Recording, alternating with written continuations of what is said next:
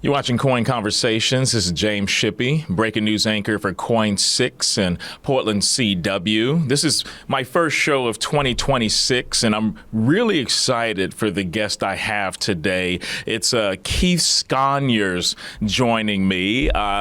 You got quite the story, Keith, because you're an entrepreneur, a purpose-driven leader, and I think it can really be some great information for folks as you have a background growing up in Fresno and then eventually playing some college ball and leading you to this. And I think it could really be beneficial for folks to hear about the purpose-driven journey that they take. So how's it going this morning?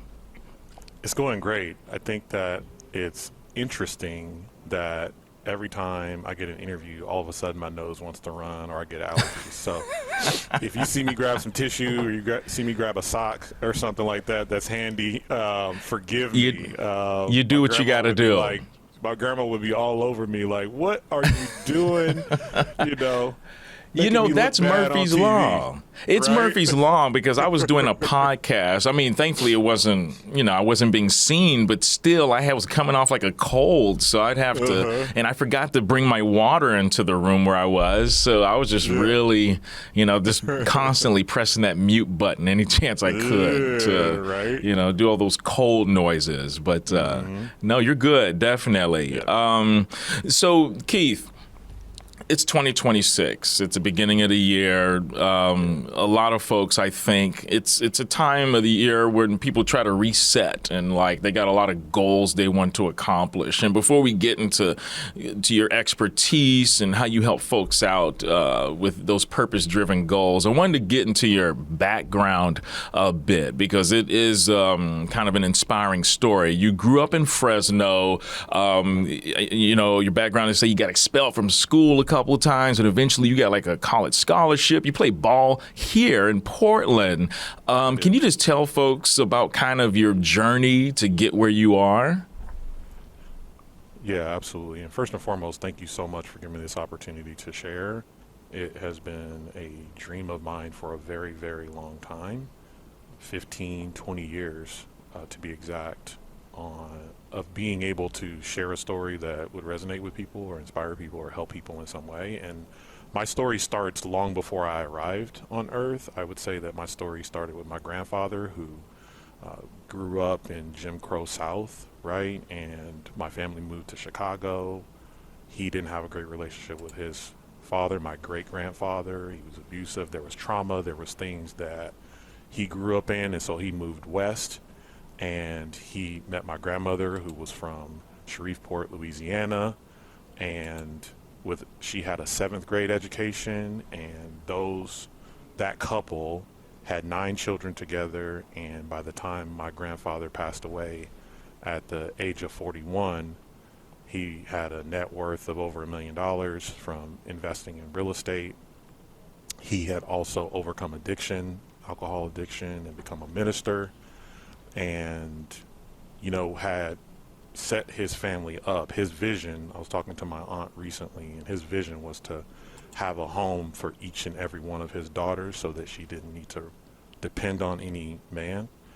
And he had, several other boys, my dad being one of them, the oldest boy, who grew up under his mentorship, and him passing away at the age of 41 was devastating to my family. And that's when things began to shift for my family. My family is one of the most successful families on the west side of Fresno, California. African-American families weren't multimillionaires in the 70s from real estate. That wasn't common. And so that was something that my family accomplished. And today they would be worth a lot more had things not shifted when my grandfather passed. When you lose someone like that, who's the cornerstone of the family and the provider of the family. The home, just to give you an example, the home my father lives in today has never had a mortgage. It was built in the 60s. Oh, wow. Right? Sits on a half an acre in Fresno, California. It's never had a mortgage on it. That's really uncommon. I've met a lot of people, thousands of people over the years, and I've never met anyone who lived in a home that's never had a mortgage on it, right? So my grandfather passed away 1971. My dad is 14 years old, and that's when things fell apart for him from a mental health standpoint. And my family ended up losing several $1 million worth of real estate. My dad ends up battling the challenges of that, gets involved in the wrong crowd, drugs, addiction, incarceration. And that's when I enter into the world with a father with a lot of talent and the ability to be extremely successful. I never met a man more talented in construction than my father, and a mom who is just as hardworking and as talented, who would go on to become a real estate agent. Her vision was their vision together was he would build the houses and she would sell the houses. So if you would look at me as a young kid being on every job site in Fresno, California that my father was working on or my uncles were working on, you would say, man, that kid has it set. He is on track to be part of a family that's building generational wealth. And I think this is an important conversation because that is the buzzword we've been fed for the past several years, is this idea of generational wealth. And we skip over the foundation that you need to have. You can have a beautiful home, but if you don't have a solid foundation for it to rest on, the house is worth nothing, right? And so my parents split when I was very young. My dad went to prison. My mom became a single mom. She worked hard to take care of two boys that were hers, and she would walk several miles to go to just to get to the bus stop so she could go to work, working in a restaurant in the kitchen as a cook. And she meets my stepdad, who today I have two fathers. You know, neither one of them are perfect. One of them, a felon who, not a felon, but incarceration, addiction, things happened, and he was labeled as a felon and did not federal time, but did time in the penitentiary. And then my stepfather, who was a correctional officer, he was at the same facility where my father was incarcerated at the Fresno County Jail before he would be sent off to the penitentiary. So I have two fathers. My stepfather, his imperfections had to do with trauma and abuse, and so I was taken from my mom and my stepdad because of corporal punishment going into the 5th grade. And that was when custody was given to my biological dad. And during that period of time, 5th to the 8th grade, you know, expelled 6 times, banned from campus as a 5th grader. They did not allow me on campus, which meant I couldn't even turn in my homework on campus. I had to mail my homework in as a 5th grader. And my freshman year in high school, I went to live with my grandmother. My grandmother took us in, and I went to high school, and I was kicked off campus my freshman year in high school, 1.3 GPA, going nowhere fast because of just so much transition and so many things I was wrestling with a dad who was battling addiction, to the abuse that I had come through, to just so many different all the challenges. past trauma, basically. All of it. Yeah. All of it. Mm-hmm. Yeah. And one day, a basketball coach sees me walking through campus to get to the bus to go home, and he asked me, he said, "Who are you?" And we're like, what's the story? Like, why aren't you playing basketball? And I said, "I'm a student." And he goes over to the office and pulls up my records and sees I have a 1.3 GPA, and that I'm not even a student on campus. I'm in continuation school, which is 2 blocks away. He's like, "You need to be playing basketball." And my biological dad bribes me and says, "Hey, I'll give you $100." And I don't know if he ever gave me that $100. I'm gonna call him after we get off of this appointment. $100 a lot to a high schooler, an adult even. So I mean, that is motivational sometimes. Oh, I mean, what I would do for $100 today with the cost of tacos and gas today, man, I'll take that $100 in a heartbeat. So exactly. You know, I took that opportunity to play basketball, and the reason I did was because I didn't know anything about basketball. I didn't know anything about a scholarship. But all I know is this was the first time in my life that somebody looked at me and told me that I could do something special with my life. It was the first time that someone didn't just say, "Hey, stay out of trouble. Hey, good grades. Hey, you know, get on the right track." It was, "Hey, I think you could do something great with your life." It was the first time in my life that somebody had done that for me. And I took that opportunity, and 4 years later, I got a scholarship at Portland State University. And that was in 2002. And jumped on the plane to come to Portland, and It was. What was that like for August. you, Keith? I mean, because I felt like, I haven't been yeah. to Fresno. I grew up in Houston, Texas, Okay. moved to LA, but Fresno, that's still California, right? It's different there than Oregon. I don't know how much similar it would be to SoCal. That's a whole different vibe than up here. What was that like for you? Well, you haven't been through Fresno to get gas, like most people have, and so they call it the armpit of California. It's like agriculture. There's not a lot. It was the Dust Bowl, they would call it, right? And it's not LA, it's not San Francisco, it's not San Diego, right? Like no one's flying into Fresno unless you have family there. I got you. Right? But It has to be very deliberate. Yeah, but it was, I would say when you arrive in Portland in August and you're on the park blocks in 2002, I feel like I died and went to heaven. Downtown Portland for a young man in 80-degree weather. That's like the perfect time for you to arrive here. Yeah, I feel like it was the golden era, right? It was amazing. It was green trees, and Fresno's 105 degrees, and in Portland it's 80. That's a whole different kind of summer, Well, right? that's a big difference. Yeah. So it was a great transition. I didn't have the career I wanted to have as an athlete, and part of that was just due to, I was still growing. I didn't really play. I played half of my senior year because I broke my foot my senior year in high school. So I went to a junior college for 1 year. I was still trying to figure out basketball, and Division I is Division I, right? Like you not only have to be athletic and fast and intelligent, but you got to have a great relationship with your coaches. You got to be on the same page with your coaches. And I didn't know how to build relationships with coaches. And part of that was because I grew up in a very challenging environment where I couldn't build relationships. Like my closest relationships weren't safe and healthy. So of course, I had this new coach trying to tell me what to do and how to operate. And that was just I didn't know how to do that. And so when I left college, I was adamant. I was like, I'm going to figure out how to be successful. At the time, I thought that they didn't give me the opportunity that they should have given me. And I still wonder if I was in the right position at the right school from a sports standpoint. But when I left, I was like, I'm going to figure out how to be successful, right? And man, I successfully launched the worst career launch in world history.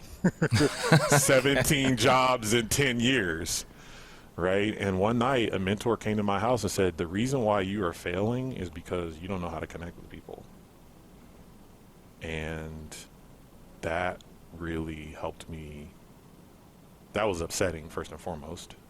But it also took me back to, why is that? Why don't you know how to connect with people? Why aren't you building great relationships? Why are you getting fired? Why have you been divorced before you turn 30, right? Like all of these different things. And it came back to, like, we talk a lot about vulnerability. We talk a lot about integrity. We talk a lot about, what it takes, trust, what it takes to build real relationships. And I didn't know how to develop those things in myself. And I didn't know how to develop that with other people. And so I had to go back. I had to go do the work to figure out how to build real relationships. And when you ask me about, like, what am I up to today and why do I lead with purpose, is because first and foremost, I've seen, I think when I was a kid, seeing my dad battle with the challenges that he was battling with, I could see that he didn't see what I saw. And I wish that he saw what I saw in him, right? I wish that he saw how special he was to me. And my mission is to help people, not just entrepreneurs, not just athletes, not just at-risk youth. My mission in life is to help people understand how special they are so that they don't have to chase these external things like money or validation or social media likes or whatever it may be, or even extreme politics, left or right. Right? Because I think when we don't understand what our purpose is, then we get hijacked by a purpose that is not ours. We're gonna take a small break, and on the other side of it, I want to definitely dive more into your work. Before we went to break, you were talking about the importance of like helping folks find purpose outside of these kind of external things that a lot of society really kind of relies on and judges themselves on. And in this new year, beginning year, we're 2026. Can you just talk a little bit more about that and in the work you're doing, which I call it in the mental health field? That's the kind of way I look at it. This is like mental health type stuff. Oh yeah, absolutely, 100%. It is mental health, and I would say that it's important to me because as a young child, I saw so many different examples of people who had the talent, had the opportunity, had the skill, but they still didn't get the result, right? And I also saw people who didn't have the talent, didn't have the opportunity, didn't really have the skill, develop those things and get the result. And I think the difference is mental health. The difference is clarity and purpose. And so the reason why I do what I do is because I've seen people who could be billionaires not become billionaires. And I've seen people, and we all see this. We see it in the entertainment space, we see it in politics, we see it in local government or local institutions, private business, our relationships, like our families. We see people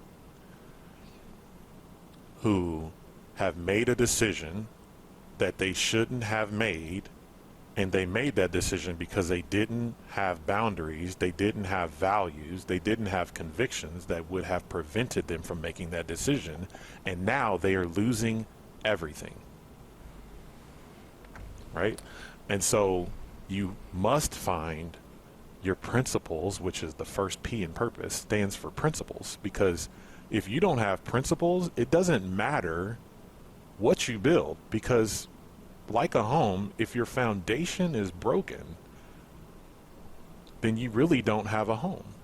It reminds me of Luther Vandross, though, now that we say home, is like that song. And I can't sing Luther Vandross. I don't think anybody can sing Luther Vandross. None of us can. We can try. A house is not in a the shower, home, right? Yeah. You know, a house is not a home when the foundation of the relationships are broken, right? And that doesn't just apply with external relationships. That applies to the person in the mirror.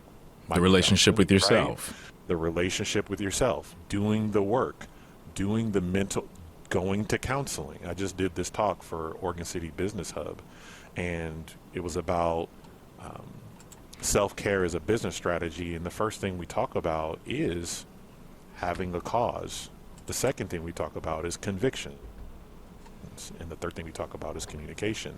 And when I talked about communication, I talked about the importance of being willing to have, first and foremost, an internal communication habit about what do you think about yourself, your limiting beliefs, examining those, changing your self-talk, all of those things, but then also having an external communication habit. And that is men's or women's groups, however you identify, mentors, coaches, accountability partners, spiritual advisors, right?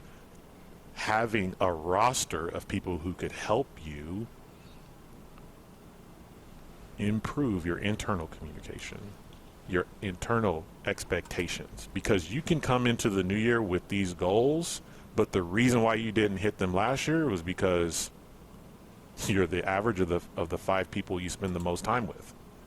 So how many people are you spending time with who are also leaning into going to counseling, who are also leaning into their mental health and being a part of groups, being a part of this movement, right? We get pulled into our results, right? We can't, there's like a phrase I said, if you see a turtle on the top of a fence post, you know you didn't get there by itself.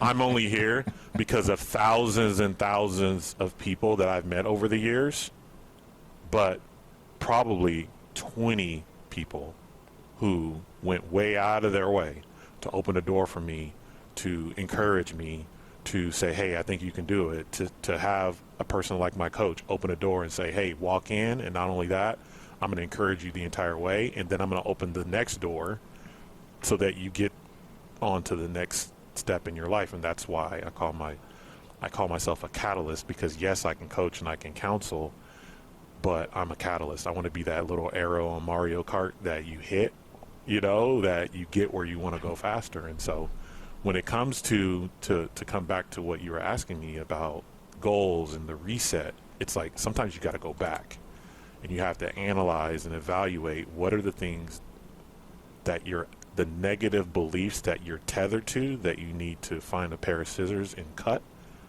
so that you can begin to surround yourself with the right people to change those beliefs, because it's our beliefs, it's our habits, it's our association that will determine what 2026 looks like and beyond. And this is great because you talk about a mindset. I think self-awareness is a big thing, as you say. You're right, because a lot of folks come into a new year or a new day and say, okay, I'm going to try this, or I'm not going to do this anymore, or I'm going to do that. But what are you feeding yourself, right? But it does start with at least a belief system. I want this. Therefore, how do I get it? Not knowing always how you're going to get there. But old habits are hard to change, right? And you're right. I mean, who's your support group? What kind of folks do you have around you? Do you got that mentor that's telling you, boosting you up until you can boost yourself up, right? Can I share something really quick? Yes, go ahead. You mentioned awareness, and the thing that I want to point to that is, yes, self-awareness is really important, and you're the least likely to know or be aware of what you can actually accomplish. Right? I believe that. That's very true. Other people, you need that 360 degree view, because some of us got issues, right? We all actually got issues. And everyone's got something, we got right? Blind spots, right? We got blind spots, and sometimes our greatest gift is in our blind spot. And we need someone else to point it out. Right.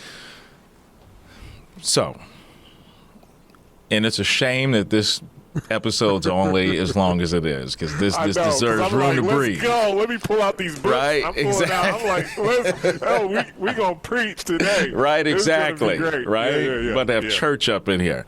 So, for someone that's feeling stuck, right? Because one of the things is, okay, what's an action? I'm really big believer in actionable stuff. You know how it is, right? You go to church. Look, I grew up with the hooping preacher, for instance. You know what I'm talking about? I grew up in the South.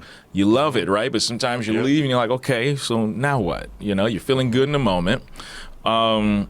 What's a good first step that someone can take? And I mean, this could be anything. There might be people working. I mean, there's a lot of folks who might be working a job that, they're working it, but maybe it's not their true calling. They may have another gift that can make them money. Okay, I'm trying to be realistic here. Or they want to try and find someone special or do something. They may want to quit drinking, anything.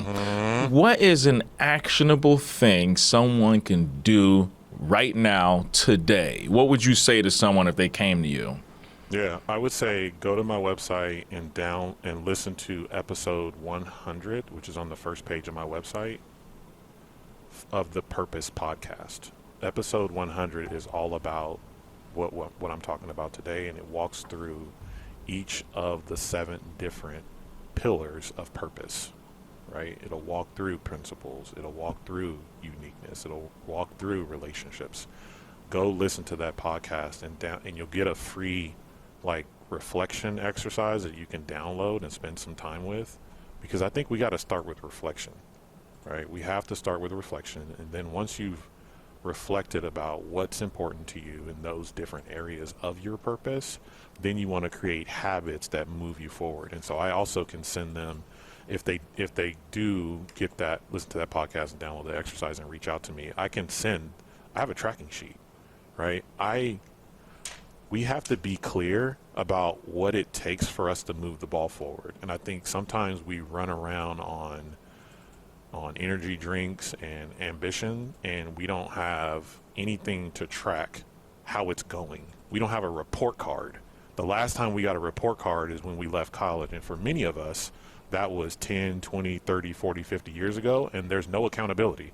I've been on an accountability call every single Monday for 8.5 years with my good friend Chris Smith, who I met in a networking mastermind group 9 years ago when I started my company. Ask yourself, who's holding you accountable? Is there something you're using to track how it's going? Because if you're not tracking it, then you can't get yourself back on track when you fall off the track. And we all fall off the track. As you can see, I have some zeros in here in my tracking sheet. That's because I had a bad day, and I give myself the grace and the space to have a bad day. But sometimes when we have a bad day, because we don't have a routine, because we don't have a community, because we don't have an accountability partner, we stay off track, and then we quit in February, and then we just start over in January of the next year. And you don't have to do that. I'm here to let you know that you can have an amazing year regardless of what happens, and you can grow through whatever happens this year, so that when 2027 comes, you can look back and say, man, 2026 was hard. Man, we had some flat tires, we had some breakdowns, but guess what? We had some breakthroughs too. And so reflect, and then come up with 2 or 3 things that you want to change this year, and then build a habit around it and track it. Hey, it doesn't have to be amazing. Hey, did I walk today? Did I exercise today? Where can folks find you, your work, all the things you're doing, and any events you may have coming up? Yeah, Keith at keithsconiers.com. KEITHSCONIERS.com. If you go there and you get on my email list, then you'll get an update for any events that I have coming up. I have one coming up with a nonprofit that I'm talking to, which is called My Father. I have another one which is focused on women who have been through the incarceration, right, who are coming re-entry into the workforce, right? I have one coming up for that, and the dates will be released as it progress throughout the year. But I have a lot of events coming up this year, a lot of speaking, and a lot of impact, and a lot of work with just nonprofits, because my mission, I went through a lot as a kid, and I want to be able to give back and serve, help other folks out, speaking schools and things like that. Definitely. So, all right, man. Well, you take it easy.